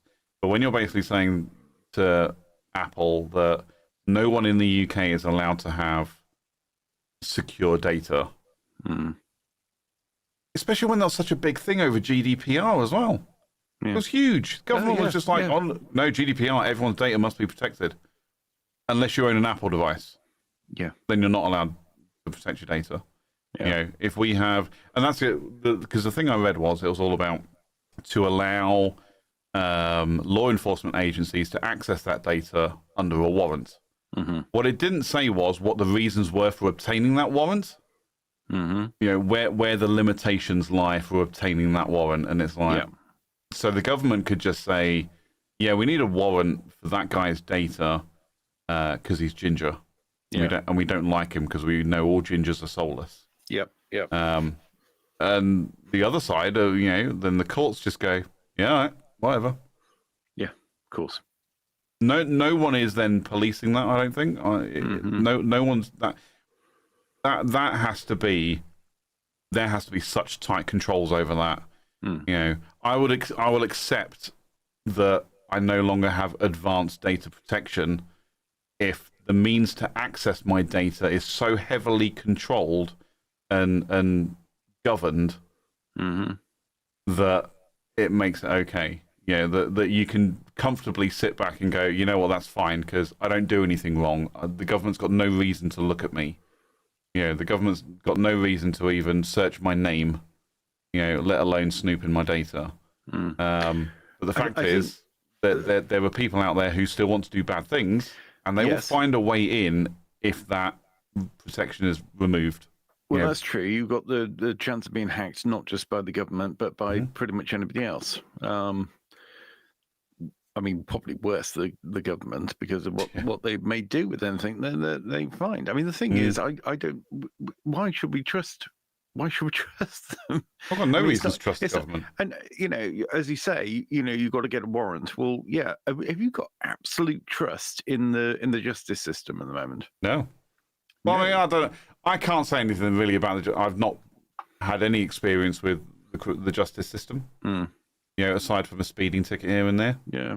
The thing is, this all comes from. It's all right. Okay, so there is a person who, generally speaking, it's a bad idea to mention on this platform.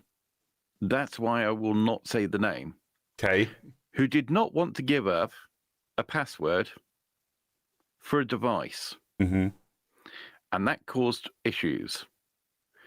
And that caused issues and some embarrassment to the government. Okay.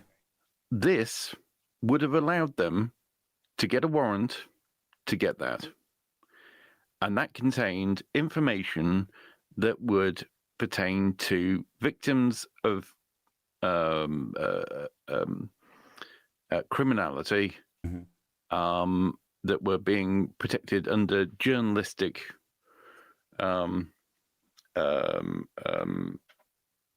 what do you call it? Journalistic privilege. Right. That would be lost under this. You're gonna have to text me and tell me who that is. I don't know who we're talking about.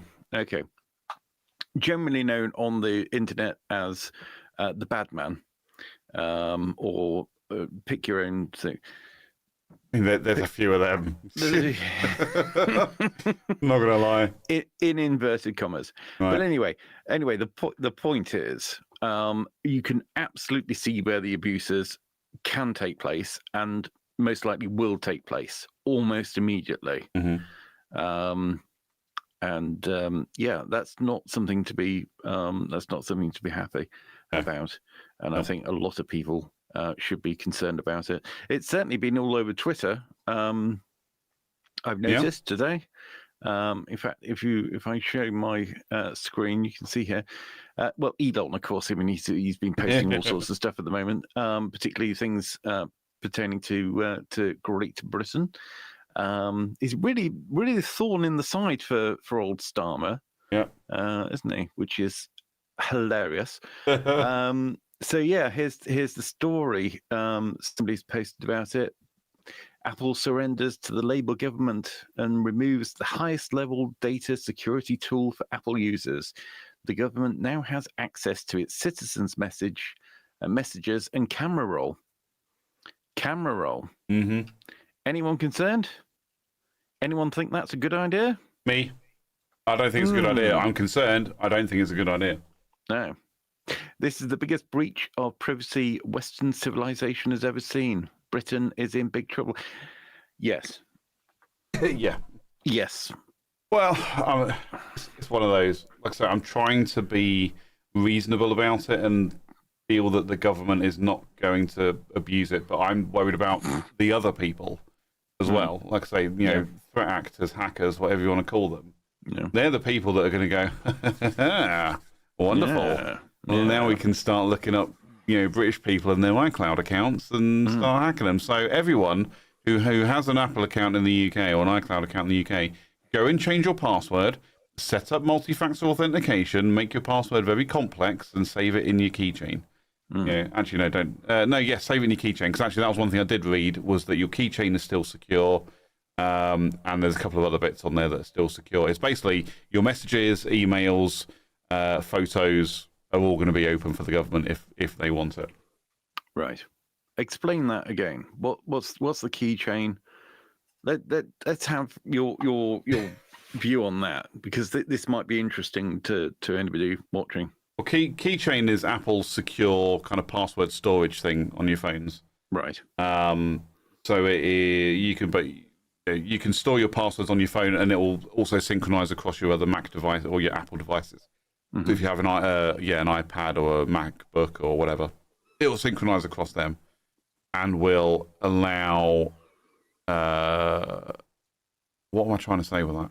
Yeah, allow you to access all your services and things like that without having to constantly re-enter your passwords or remember them or things like that.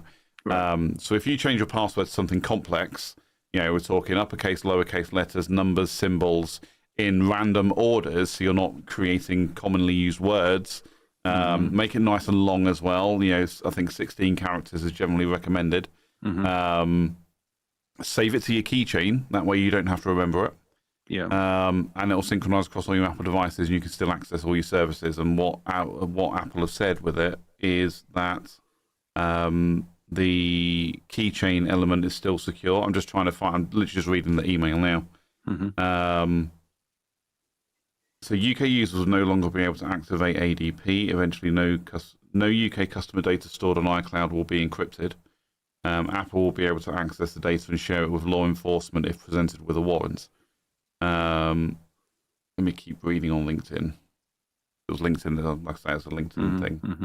But there was something in here about. Oh yes, there we go. However, 9 iCloud categories, including backup, iCloud Drive, photos, notes, and Safari bookmarks, will now only be protected by the standard protection, meaning that Apple retains the encryption keys and can assist with account recovery. Apple's removal of advanced data protection for new users will not affect 14 iCloud data categories that are end-to-end encrypted by default, which includes iCloud keychain, health data, and communications via iMessage and FaceTime. So I guess that's a positive out of it. But yeah, what they're saying is that they're removing. So if you like standard text messages, they'll be able to access your emails. They'll be able to access your photos, notes, your iCloud Drive. So your cloud storage, and your Safari bookmarks. I mean, I'm not sure why that would ever be interesting to the UK government. I mean, they're welcome to see that I bookmark, Amazon.co.uk. They're welcome to see that I bookmark, RedTube or whatever. Pick your adult site here. But I would recommend, mainly I'd recommend this anyway because of hackers. Always change your password to something complex and store it in a password manager. Don't store it in your notes anymore. Now, I used to say that to loads of people. Oh, you need to change your password. Well, make it long and complex so nobody can guess it and no one's going to hack into your account. And then store the password in the notes section in your phone, because you're the only person that has access to the notes section of your phone. Well, not anymore. Yeah. So don't do that. Get yourself a password manager. Apple devices now come with a password manager built in. This thing is just called Passwords. Let's have a look. It's just called Passwords. There you go. It looks like that. So there's nothing sensitive on there. And you can store your passwords in there as well. And again, it synchronizes across all your Apple devices or any other device that has Apple Password. Even a Windows device, you can get the Apple Passwords app and install that, and you can synchronize your passwords that way. But you use a password manager, protect all your data. It's not going to stop the government if they do have a genuine reason to get a warrant to then access your data. But you can only do what you can do. Thing is, Apple aren't just going to pull their products from the UK. It's worth too much money to them. Yeah. Because I was reading things about, there was a comparison between Apple and Meta. where it was saying, Meta was saying like, oh, Apple's happy to do this. Yeah, we at Meta, because we're the heroes here or whatever, we're like, we would rather pull our Meta products from the UK than submit to this kind of invasion of privacy by the UK government. And even like American government people are, look at, you got Elon on Twitter there going, oh, terrible, blah, blah, blah, blah, blah. These are Elon's not government, but, but these are the same government people that would happily, tap your phone if they felt the desire to. It makes no sense to me. There's a lot of mudslinging on this one, and I think people do need to calm down a little bit, but also Apple users in the UK, protect yourself, change your passwords, make it as difficult as possible for hackers to get to your information. Long, complex passwords, store them in your keychain because they can't access that, and make sure you got multi-factor authentication every time. If you have a service or anything where you put a password in and it tells you that multi-factor authentication is an option, or you can find that multi-factor authentication is an option, use it. Use multi-factor. That'll stop people from hacking your accounts. Anyway, rant over. Okay. Good rant. Yeah. It scares the bejesus out of me. Cybersecurity scares the ever-living shit out of me. Yeah. Yes, I work in IT. Yes, it's part of my day job. Still scares the shit out of me. I was just quite happy to make all sorts of assumptions about the fact that Apple was as secure as you could possibly get, and there were no concerns in that from that side. And now to have that happen. Sorry, you were basically secure. Yeah. From anything, you used to hear about celebrities getting their photos hacked and things like that, and I don't know what the reasoning or methodology was used to get to that information, but things have improved a lot since those days. You don't really hear about that anymore. Celebrity nudes leaked by hacking their phones or whatever it was. You don't really hear about that anymore. Thanks to things like multi-factor authentication and advanced data protection. Now, just multi-factor everything if you can. Not that I'm not trying to fearmonger or scare people or anything like that. But the whole cybersecurity landscape is changing so fast, and it scares me when someone then weakens their posture because the government says they should. Anyway, sorry, I need to stop talking about it. It's me making me angry, and I'm not going to let it ruin my day. Yes, that's it. Let's go back to that. Yeah. Don't let it ruin your day. Just think about things you can do, perhaps to give yourself some more peace of mind. Download your photos onto your computer and then wipe them from iCloud. Yeah. Do manual backups of your phone onto your computer and don't store them in iCloud. And basically, the Notes app. Find another Notes app that's more secure. Yeah. Don't use the Notes app anymore. Well, like I say, I'm saying all of this, but come on, it's the government. They're on our side, right? Anyone?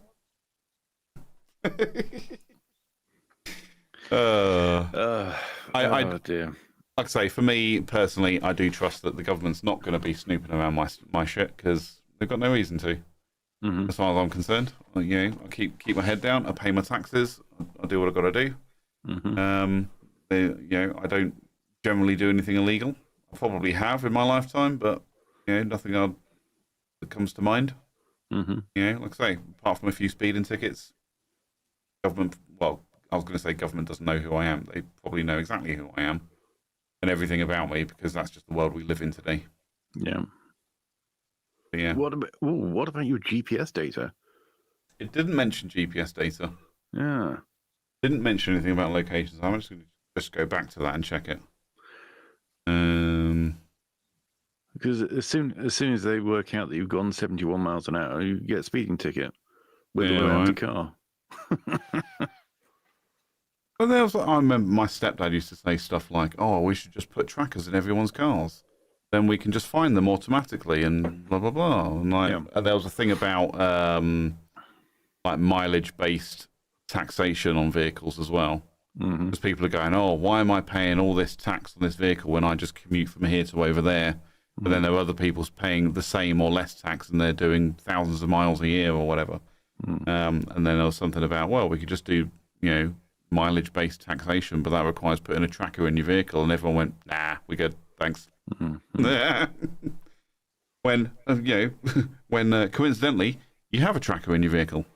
Yeah. So they already know. They already know what you're doing. You have a tracker everywhere. Yep. But yeah, it's I'm not trying to fearmonger, and I'm not trying to do anything like I just want people to be careful, and that's all. Nothing mentioned about location data. An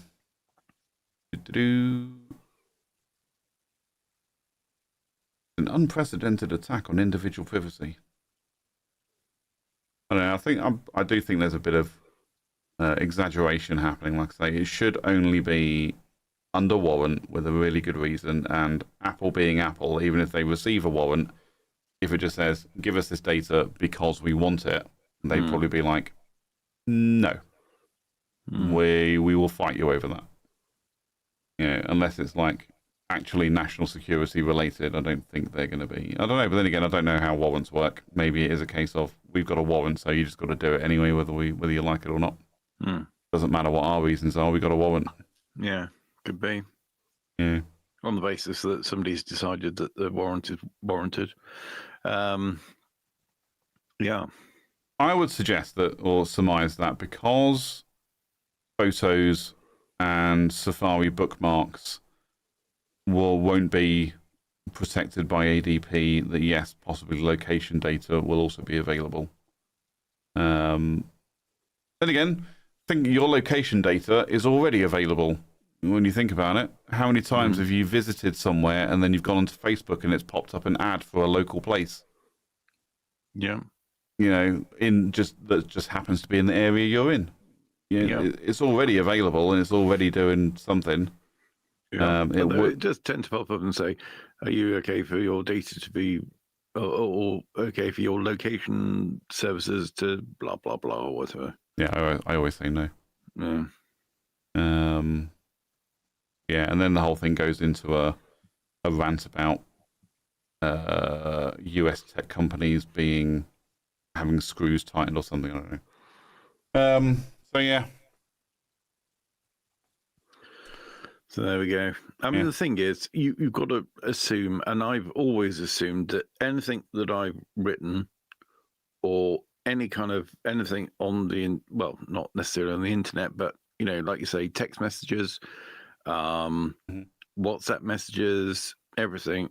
If you write it down, you've got to assume that anybody at the subsequent inquiry will be able to read it out in court. Doesn't matter what it is, where it is. Yep. I think unless you're standing in a field with somebody and you say something to them, you are. There's a record of it. So you're being videoed, listened to, watched, listened to, and I've always had that general assumption. Even WhatsApp, and it says end-to-end encrypted, and it's like, I'm not sure I trust how encrypted it is. Certainly enough to stop someone from just intercepting it and going, oh, look at these pictures, or let's watch it on this video call for a little while. I don't think that's the case. But again, like you say, it's stored somewhere, and someone's got access to it. Oh yeah, because there is always a break glass situation where you'll need access to something. Yeah. It's I rarely trust things like that. Like I say, WhatsApp, when it says it's end-to-end encrypted, I'm like, no, I'm still going to be careful what I say, because I don't know who's going to intercept that. I don't know who at the FBI is listening to me or watching me or whatever. Well, I mean, the one thing that we do is that at least when we come here and stream on Facebook on the Tuesday show, we know this is the one time that nobody's watching us Yeah. and nobody's listening to us. Yep. We can say whatever we want because no one's paying attention. Oh, wonderful. Oh dear, oh dear. Well, there we go. Just be aware. Just do what you need to do. This was a public service announcement brought to you by The Tuesday Show. Absolutely. And the funny thing is, you say, oh, the justification is, there's bad people out there. Mm. They know who the fuck the bad people are.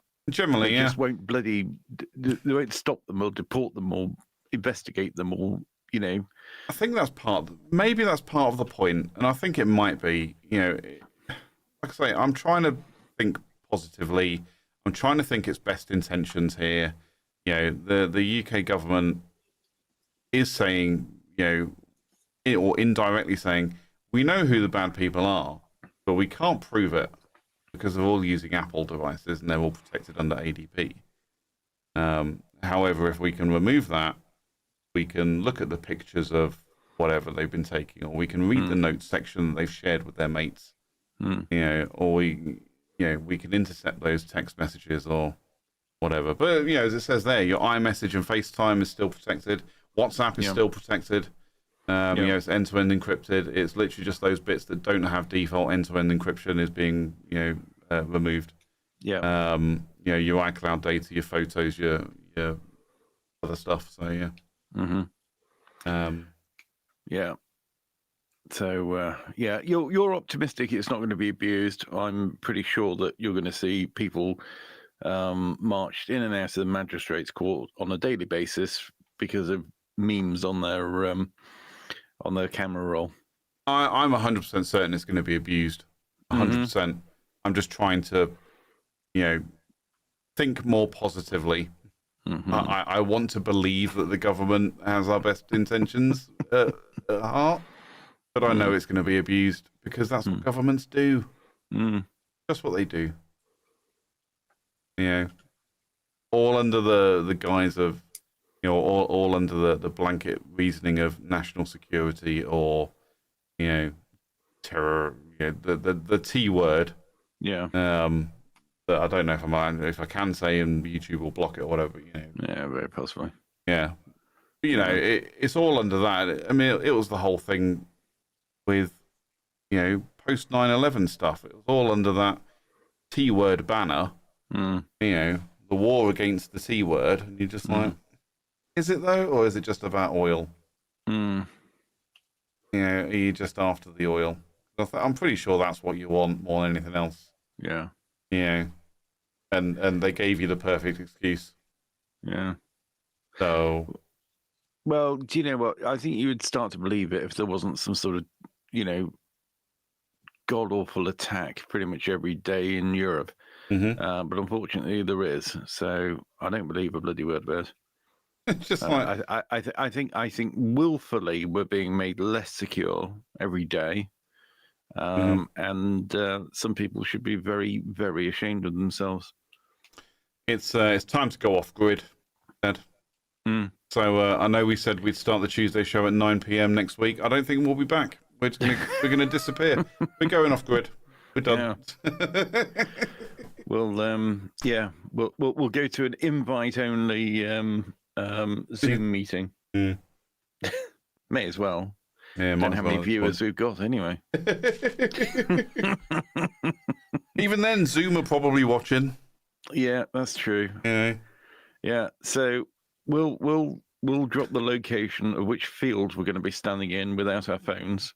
Well, it's like we'll drop some flyers around the place, and all it will have on there is a phone number, and you just have to call the phone number, know the password, and we will tell you the location of the next live stream. Yeah. Like the old 90s raves, that's what it is. Like you found a flyer, called the number, and they told you where the rave was. Yeah. And it's like, I was watching a documentary on it the other day, and this is crazy. Like, they do this thing because they were illegal raves. Like, someone would give you a flyer, or you'd, get a flyer from a particular subset of people or whatever. And you call the number from a payphone, and they tell you the location. And I'm like, And they was like, oh, so we can avoid the police, so the police don't know where we're going. I'd be like, well, if I was a cop, I'd just do the same thing. Yeah. You know?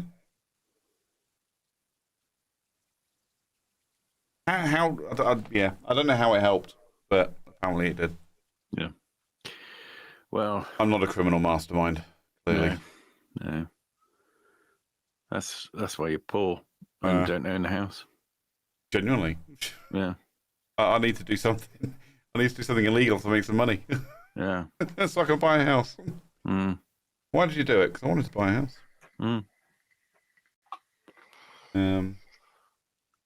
Yeah. Anyway, I think this is a good time to say good night. yeah. I hope you haven't been scared too much about the dystopia that is the United Kingdom of 2025. But if you've got anything to say on this subject, of course, you should have been in the chat. Yeah. But what you can do is you can get in the comments and let us know what you think. Here we go. I mentioned the chat, and we're just sort of wrapping up, and look what happens. Well, they Ruby pops in with, anyways.